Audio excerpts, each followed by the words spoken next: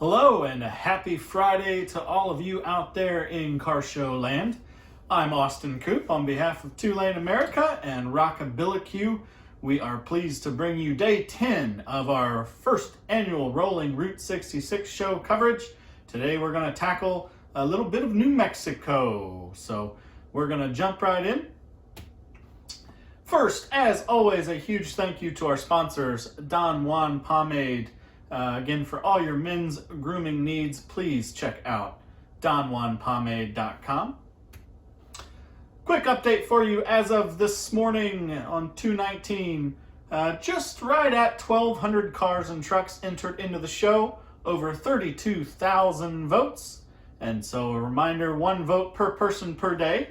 Crunching the votes, we're kind of looking at it on the back end just to give you an idea as those top 5 people, top 5 cars seem to get more and more votes. The biggest trend that we're seeing in terms of if you want to gain votes is not only just getting the vote, but it's getting them to vote for you every day. So lean on your friends and family and coworkers and different Facebook groups. Reach out to any clubs you're in. But that's, I think, what's the main thing that is separating the top 5 from a good chunk of the crowd is the daily voting. Again, we ran the numbers and showed you yesterday. The average person is voting twice instead of, the show's been going on for a few weeks now. So that everyday vote can really boost your numbers. The top 20. So 11 through 20 unchanged in terms of the order of cars and trucks. Obviously, the vote totals have changed. We'll talk about that here in a moment.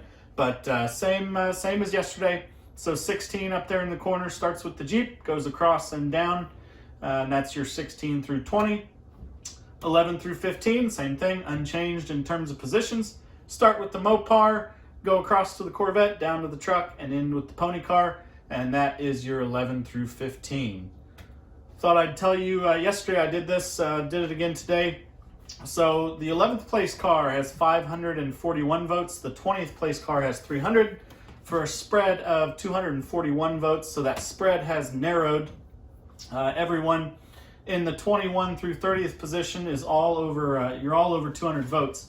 So again, lots of space for people to move in and out of the top 20. Leaderboard for you. The leaderboard is also unchanged, but I am going to give you the vote totals because I know that you're all fiercely jockeying for position there. So in 10th place, Dennis Vaughn, 602 votes. Josh Carpenter's Cadillac, 612 votes.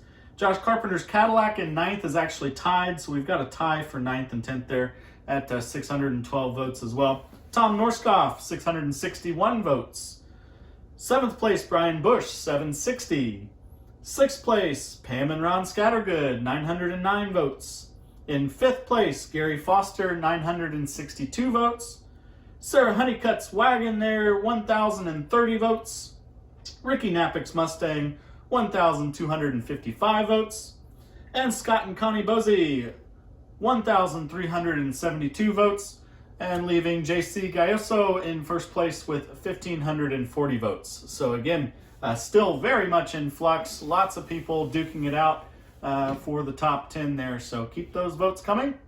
And it's a lot of fun for us to watch. Okay, so let's jump right into, before I do that, just like last week, we'll have an update on classes, the class leaderboard on Monday, just like we did this week. So stay tuned on Facebook. I'll post that just like I did last time with the images of that on Facebook on Monday. So stay tuned for that. Now let's get back into New Mexico. The very first thing you're going to come to when you cross the state line is a little hidden gem. So Russell's Travel Center, Russell's Truck Stop there is of course a great place to get fuel. They've got a good diner. They've got a huge kind of convenience store there that is just shy of being what I would call a small grocery store. But the real gem is they have a free car museum. So the family has a bunch of automobiles in there. I've always been told that they're all in working and running condition.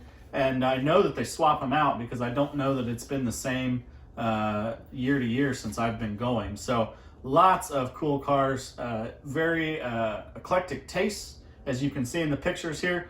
We've got everything from Corvettes to Mustangs to trucks to Model A's to literally anything that's cool. There's a good chance it spent some time in this totally free museum. Also lots of fun other stuff like Coke machines and just all sorts of knickknacks and goodies. It's just a hidden gem of a free museum. As we travel on down the road heading west, we're going to go to Tucumcari. So Tucumcari, New Mexico, so many iconic places on Route 66 there, starting here with the Blue Swallow. The Blue Swallow and its neon sign, especially at night, probably one of the most well-known and well-shared photo stops on all of Route 66. The motel itself, very quaint and charming. I've stayed there myself. It's a great experience, but very, very popular spot on Route 66. I want to take a minute to just talk about the town and how it relates to this show. So we keep mentioning that Rockabilly Q is one of the promoters of our rolling Route 66 show here. So the Rockabilly Q promoter is a guy by the name of Simon. And Simon Cantlin there and I met when he and some other folks were promoting Rockabilly on the Route in Tucumcari. So that was my first exposure to Route 66. I flew into Albuquerque and rented a convertible and drove to Tuc in the middle of the night. Picked up a jackrabbit in my car grill. That Ungie, if you're watching, she was crazy enough to pull on its leg. But anyway, it was really my first exposure to Route 66. It's really when I started to fall in love with the people and places on it. So that's kind of how all of this got started, many, many years ago. So if you are curious what that Rockabilly Festival was like, we did put up a pretty great YouTube video from one of our from Route 66 experience on the show page. So we encourage you to check that out. But that also rounds out, we haven't really talked much about what Rockabilly Q is. That, of course, is a huge car show and festival in Charleston, as well as they've got some Florida stuff in the works. So some of you may be familiar, and it's how you ended up here. But if you're not, we encourage you to check out Rockabilly Q. But so Tuc holds a special place in both my and Simon's hearts in terms of our experiences with Route 66. So sorry to camp out there and walk down my memory lane there, but just thought I'd point that out. Some other sites and stops in Tuc there. TP Curio, another super photographed spot. It's a great gift shop, curio store. Some of the stuff in there you're not going to find other places. If you do Route 66 and you don't get a picture there, you've really missed out. So they've been wonderful friends of ours over the years as well. There's a few other motels and, of course, great places to eat. I want to point out the Roadrunner Lodge to you. Roadrunner Lodge, talk about just getting the vibe right. The rooms have been redone in a really cool kind of vintage mid-century modern feel. They've got music you can listen to in the room that's from the time period. They've got kind of an area where people have campfires at night and get to know each other. So Roadrunner Lodge is a great example of taking a hotel and really bringing it back to its glory days there. Some of the places to eat that we like. So there's Kicks on 66, which is kind of a classic diner. Those are the two pictures on the right there. I'm a breakfast guy, and I always get their breakfast no matter what time of day, but they've got all sorts of good food. Another motel and eatery, so want to point out Motel Safari. We've stayed there as well. Motel Safari just keeps getting better and better and better. Shout out to Richard Talley, who really brought it back to life. And then as he's retired, the new owners, whom I haven't actually met yet, have kept the tradition going and just keep making it better and better. And then Dell's, I would consider more of like a sit-down restaurant compared to Kix. Dell's is another pretty well-known Route 66 place to grab some food. I'm just scratching the surface. There's other hotels that are great and motels that are great there in Tuc. There's some other museums, including they've got a Route 66 museum.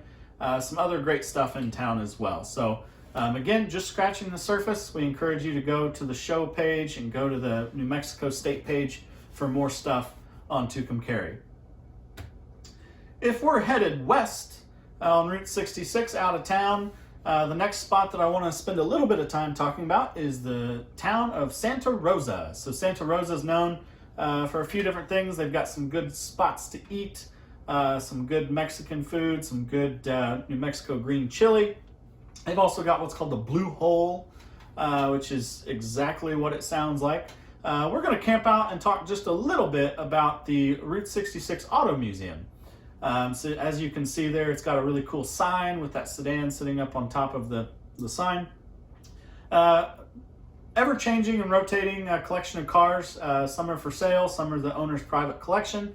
Great gift shop, really good spot to stop and check out.